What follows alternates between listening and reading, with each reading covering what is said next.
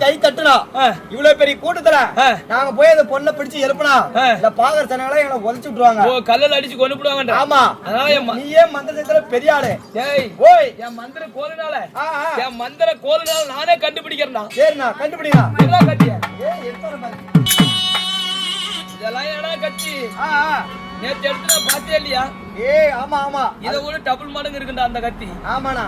டேய் ஓய் இப்ப நான் மந்திரத்தை எடுக்கறேனா என் மந்திர சக்தினால பிள்ளை கண்டுபிடிக்கிற மாதிரி கண்டுபிடி ஓட்டு போட்டி ஜெய ஜெய மந்திரா